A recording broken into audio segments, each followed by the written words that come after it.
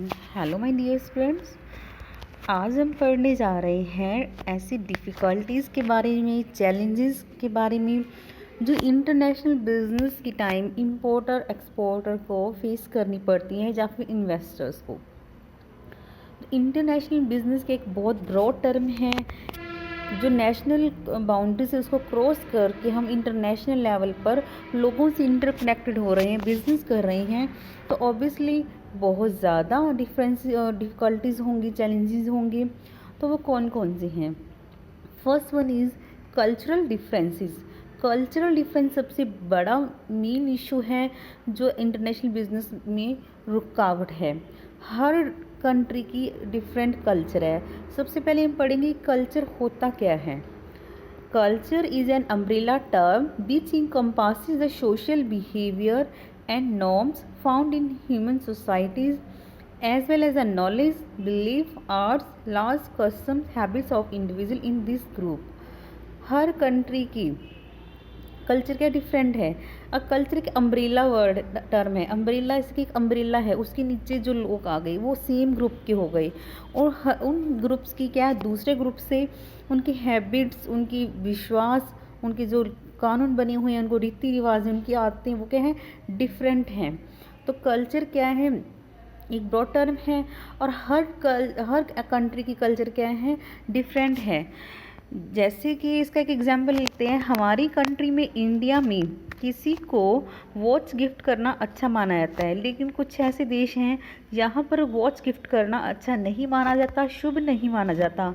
वो उनको लगता है कि किसी ने हमें अपना बुरा टाइम दे दिया। तो ये क्या है, उनकी कल्चरल हैबिट्स हैं, उनका रिलीजन है, उनके बिलीव्स हैं, उनके नॉर्म्स हैं। तो इंटरनेशनल बिजनेस के दौरान जो इंपोर्टर है, एक्सपोर्टर है, इन्वेस्टर है, उसको सिर्फ अपनी कल्चर का पता होता है। तो अगर वो इंटरनेशनल बिजनेस सक्सेस होना चाहता है तो वो जिस देश के साथ, जिस कंट्री के साथ डील कर रहा है, वहाँ के लोगों की कल्चर के बारे में भी उसको स्टडी करनी पड़ती है।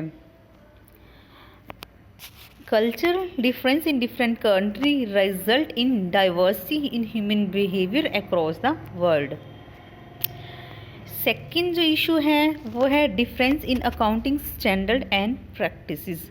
हर कंट्री का जो अकाउंटिंग प्रैक्टिसेस है वो डिफरेंट है।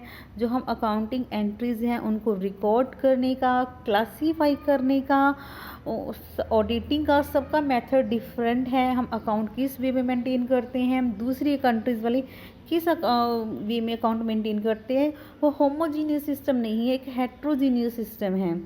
तो जो MNCs हैं, मल्टीनेशनल कंपनीज़ हैं, उनको इस चीज़ में बहुत प्रॉब्लम आती है।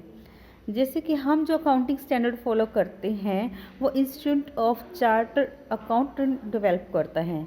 यूएसए में FASB financial accounting standard board develop करता है।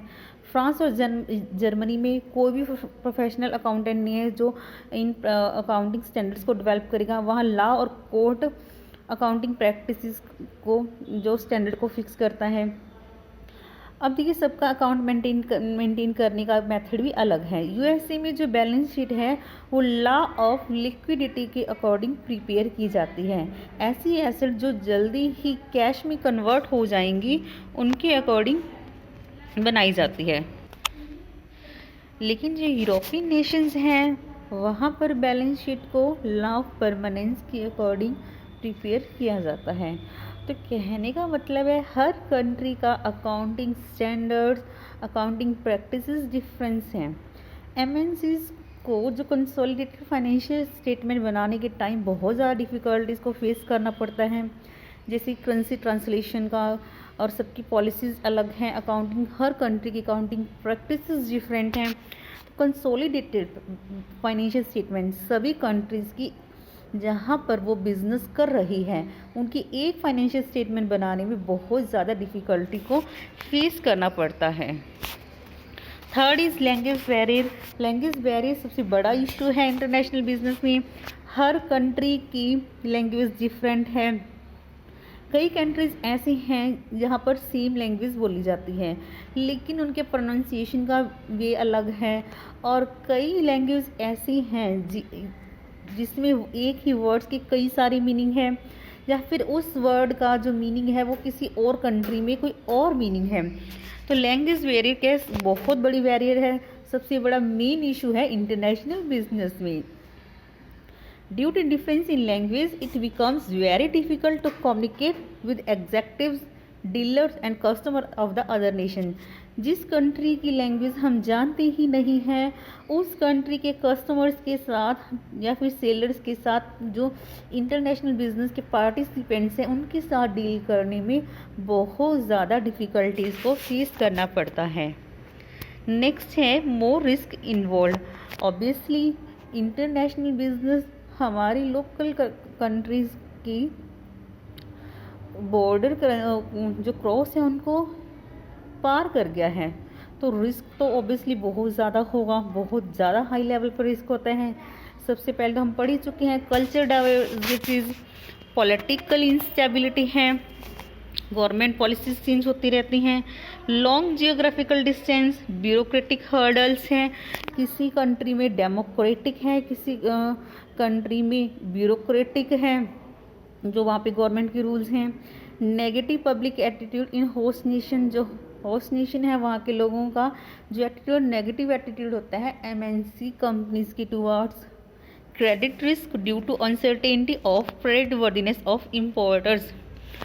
तो हमें नहीं पता जिसके साथ हम बिज़नेस कर रहे हैं इंटरनेशनल लेवल पर वो पर्सन है जो उसकी क्रेडिट वर्दीनेस क्या अच्छी है या नहीं, तो क्या है बहुत ज़्यादा रिस्क इन्वॉल्व होता है। नेक्स्ट है difference in consumers taste and preference. हमारी एक एमएनसी है जो हम क्या कई सारी कंट्रीज़ में डील कर रहे हैं, तो हर कंट्री की culture, climate, food habit, literacy level different है। हर कंट्री के लोगों की टेस्ट अलग है, उनका प्रेफरेंस अलग है, उनके एक्सपेक्टेशन डिफरेंट है। तो हम ये क्या है बहुत मुश्किल होगा हर कंट्री के लोगों के अकॉर्डिंग अपने प्रोडक्ट को कस्टमाइज़ करना, उनके अकॉर्डिंग प्रोडक्ट बनाना। तो डिज़ाइन करने में, उनके अकॉर्डिंग क्वालिटी बनाने में, वो क्या प्राइस चाहते हैं, क्या क्वालिटी चाहते हैं, कैसी पैकेजिंग चाहते हैं, तो ये सब कुछ क्या है एनालाइज करना बहुत ज़्यादा मुश्किल हो जाता है। हर कंट्री के लोगों की मांगों को पूरा करना बहुत मुश्किल हो जाता है। फॉरेन एक्सचेंज फ्लक्चुएशंस, जो फॉरेन एक्सचेंज है, फॉरेन एक्सचेंज मतलब क्या है कि हम अपनी करेंसी को फॉरेन करेंसी में कन्वर्ट करवा रहे हैं, तो वो जो रेट है जैसे कि $1 हम मान लेते हैं 65 रुपीज़ के इक्वल है, तो जो ये रेट है वो हमेशा ही सेम नहीं रहती, वो फ्लक्चुएट होती रहती हैं, कभी कम हो जाती है तो कभी ज़्यादा हो जाती हैं। तो जो इंपोर्टर एक्सपोर्टर हैं अगर एक्सचेंजेस की वजह से उनको बहुत ज़्यादा लॉस सहन करना पड़ता है, क्योंकि जो फॉरेन एक्सचेंज फ्लक्चुएशंस हैं बहुत ज़्यादा अनसर्टेनिटीज़ को क्रिएट करती हैं। नेक्स्ट है ऑपोजिशन बाय डोमेस्टिक मैन्युफैक्चरर्स। जिस कंट्री के साथ हम डील कर रहे हैं वहाँ पर अपना बिजनेस लगा रहे हैं, जो वहाँ के मैन्युफैक्चरर हैं वो क्या है हमारी कंपनी का ऑपोजिशन करते हैं, विरोध करते हैं, क्योंकि जो ग्लोबली इंटरनेशनल लेवल पर प्रोडक्ट्स बनाए जाते हैं वो बेटर क्वालिटी के होते हैं, हाई टेक्निक उनमें यूज़ की जाती है। तो उनको लगता है कि अगर ये प्रोडक्ट उनकी कंट्री में चला जाएगा तो जो उनके डोमेस्टिक प्रोडक्ट्स हैं उनकी डिमांड ज़ीरो हो जाएगी, उनको बहुत ज़्यादा लॉस सफ़र करना पड़ेगा। वो समझते हैं कि ये जो प्रोडक्ट है उनके लिए कंपटीशन और थ्रेट क्रिएट कर रहा है, तो वो क्या है अपोज करते हैं प्रोडक्ट्स को, दूसरी एमएनसीज को। अनसर्टेनिटीज इन गवर्नमेंट पॉलिसी जहाँ पर इंपोर्टिंग या फिर एक्सपोर्टिंग जो नेशंस होते हैं वो अनस्टेबल हो सकती हैं। जो टैरिफ रेट्स हैं, इंपोर्ट रेगुलेशंस हैं, जैसे कि इंपोर्ट लाइसेंस हो गया, कोटा हो गया, परमिट हो गया, ये गवर्नमेंट क्या है इनमें क्या है चेंजेस करती रहती है। गवर्नमेंट में इम्पोज बैन ऑन इंपोर्ट और export of certain goods. Government क्या करती है कुछ गुड्स को इंपोर्ट करना, एक्सपोर्ट करना बैन भी कर सकती है। तो गवर्नमेंट क्या बहुत सारे चेंजेस करती रहती है। कई बार इंपोर्ट कोटा फिक्स कर देती है, जैसे कि एक लिमिट तक आप इंपोर्ट कर सकते हो, इससे ज़्यादा इंपोर्ट नहीं कर सकते। या फिर क्या करती है कि अपनी गुड्स को क्या करती है, सब्सिडीज़ दे देती है। वो बहुत सस्ती गुड्स होती हैं, तो वो क्या है, इंटरनेशनल लेवल पर हमारे प्रोडक्ट को कम्पीट करती हैं। तो ये सारी फैसिलिटीज़ हैं, अगर आप इंटरनेशनल बिजनेस कर रही हैं तो आपको फेस करनी होगी।